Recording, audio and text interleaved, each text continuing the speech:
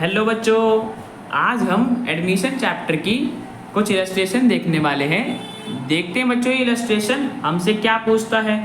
तो बच्चों एक्स और वाई दो पार्टनर्स हैं एक बिजनेस में जो प्रॉफिट शेयर करते हैं 3:2 की रेशियो में।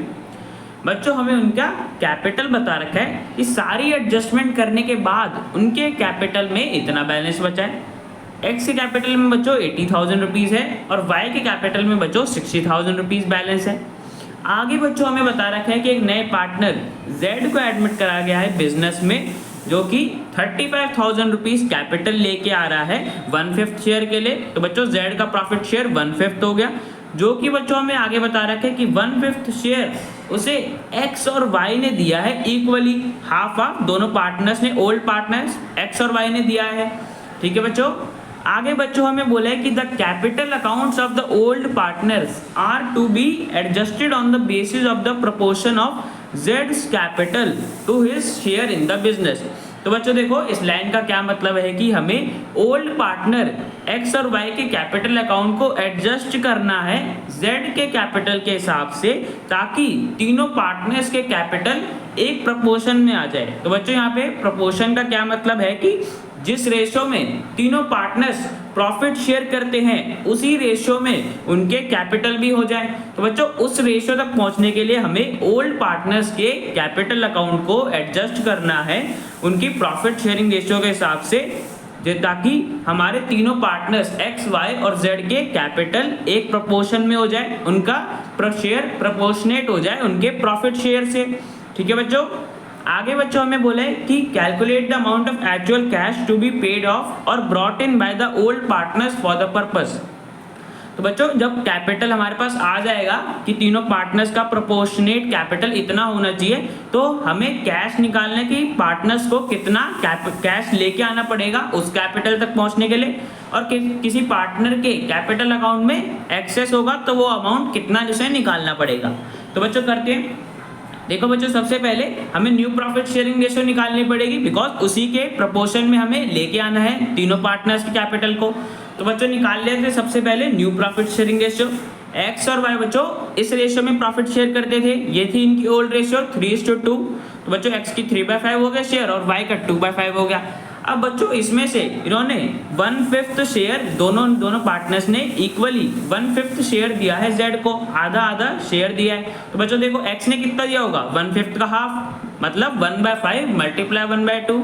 तो x ने बच्चों 1/10 शेयर दिया होगा z को, और बच्चों y ने भी सेम 1/5 का हाफ मतलब 1/10, दोनों पार्टनर्स ने 1/10 दिया होगा, बिकॉज इक्वली बोला है तो हाफ हाफ शेयर दिया होगा। तो बच्चों प्रॉफिट में शेयर 1/10 देने के बाद इनके पास कितना प्रॉफिट शेयर बचा, वही होगा बच्चों इनका न्यू प्रॉफिट शेयर। तो एग्जिस्टिंग में से इतना इन्होंने दे दिया 3/5 माइनस 1/10, तो बच्चों हमारे पास x का न्यू प्रॉफिट शेयर आ गया 5/10।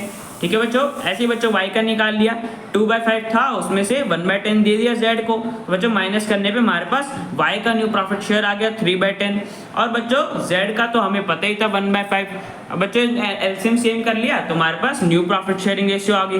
तो बच्चों x, y और z तीनों पार्टनर्स फ्यूचर में इस रेशियो में प्रॉफिट शेयर करेंगे। ठीक है बच्चों 5:3:2। तो बच्चों अब यहाँ से हमें न्यू प्रॉफिट शेयरिंग रेशियो पता चल गई। इसी रेशियो के बच्चों प्रोपोर्शन में हमें तीनों पार्टनर्स के कैपिटल को लाना है, मतलब तीनों पार्टनर के कैपिटल इसी रेशियो में होने चाहिए, तब बच्चों वो प्रोपोर्शनेट कहलाया जाएगा। तो बच्चों देखते हैं कि पूरे फर्म का कैपिटल कितना होना चाहिए। तो बच्चों वो कैसे निकालते हैं, हम सबसे पहले total capital of the firm निकालेंगे कि फर्म का कैपिटल कितना होना चाहिए। देखो बच्चों उसके लिए हमें बताया हुआ था कि हमें z के कैपिटल के हिसाब से एडजस्ट करना है। तो जिसके हिसाब से बच्चों हमें बोला हो कि एडजस्ट करना है, हमेशा बच्चों इनकमिंग पार्टनर जो भी होगा, जो नया पार्टनर होगा, हमें उसी के कैपिटल के हिसाब से एडजस्ट करना होगा। तो बच्चों कैसे करते हैं कि जितना भी हमारा न्यू पार्टनर कैपिटल लेके आ रहा होता है उसको हम मल्टीप्लाई कर देते हैं उसके प्रॉफिट के शेयर के रेसिप्रोकल से। तो बच्चों देखो यहाँ पे z है हमारा न्यू पार्टनर जो 35,000 रुपीज लेके आ रहा था, उसको हम मल्टीप्लाई कर देंगे उसके शेयर के रेसिप्रोकल से। तो बच्चों 1/5 था उसका शेयर, उसका रेसिप्रोकल करा 5/1, मल्टीप्लाई कर दिया बच्चों 5/1 को 35,000 से, इतना कैपिटल लेके आ रहा था। तो बच्चों हमें पता चल गया कि फर्म का टोटल कैपिटल इतना होना चाहिए 1,75,000। तो बच्चों तीनों पार्टनर्स का कैपिटल मिला के इतना होना चाहिए, तब जाके वो बच्चों प्रोपोर्शन में आ जाएगा। अब बच्चों हमें रेशियो भी पता है, टोटल कैपिटल भी पता है, तो बच्चों प्रोपोर्शनेट कैपिटल निकाल लेते हैं। कैसे निकालेंगे बच्चों, देखो टोटल कैपिटल है, इस रेशियो में होना चाहिए, तो इस रेशियो में इसको डिवाइड कर देंगे। ठीक है बच्चों, तो हमने 1,75,000 को इस रेशियो में 5:3:2 के रेशियो में डिवाइड कर दिया, तो बच्चों हमारे पास आ गया कि x का कैपिटल इतना होना चाहिए, y का कैपिटल इतना होना चाहिए और z का कैपिटल इतना होना चाहिए।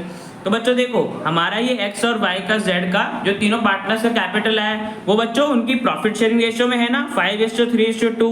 तो बच्चों हमें इस क्वेश्चन में यही करने के लिए बोला था कि सेम प्रोपोर्शन में आ जाए, उससे आपसे हमें ओल्ड पार्टनर के कैपिटल को एडजस्ट करना था। तो बच्चों हमने एडजस्ट कर दिया। अब बच्चों तीनों पार्टनर्स का कैपिटल ये है तो उनकी प्रॉफिट शेयरिंग रेशियो में ये है, तो बच्चों प्रोपोर्शनेट कैपिटल हो गए। ठीक है बच्चों, अब बच्चों देखते हैं कि हमारे पास x का जो 87,500 रुपीज कैपिटल है वो तो हमें पता चल गया कि इतना होना चाहिए। अब बच्चों देखते हैं ये होएगा कैसे। तो बच्चों देखो x का पहले से कैपिटल में बैलेंस कितना था 80,000, बट बच्चों होना कितना चाहिए, होना बच्चों 87,500 चाहिए। तो बच्चों x को और कैपिटल इंट्रोड्यूस करना होगा, x को और पैसा लगाना पड़ेगा बिजनेस में, तभी तो जाके बच्चों इसका 87,500 रुपीज कैपिटल हो जाएगा। तो बच्चों देखो न्यू कैपिटल में से हम एग्जिस्टिंग कैपिटल को माइनस कर देंगे, तो हमारे पास आ जाएगा कि x को इतना कैपिटल लेके आना है। देखो बच्चों 80,000 रुपीज था उसका पहले से ही, इसका होना कितना चाहिए था 87,500, मतलब उसे 7,500 रुपीज और लेके आने हैं, वो और लेके आएगा तो उसका कैपिटल 87,500 रुपीज हो जाएगा।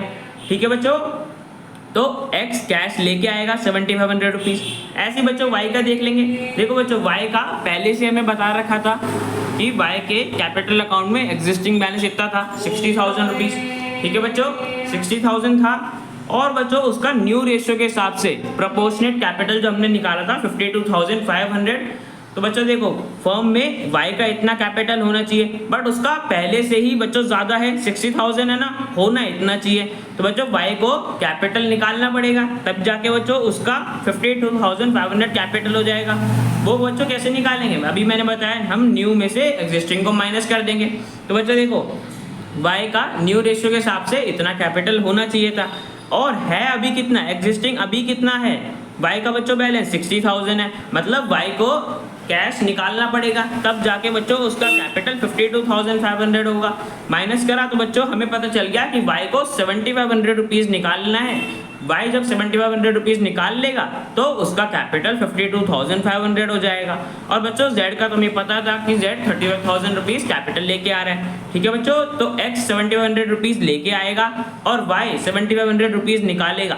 इसके बाद बच्चों जो उनका कैपिटल आएगा वो ये होगा, और ये प्रपोर्शन में आ जाएगा उनकी प्रॉफिट शेयरिंग रेशियो से।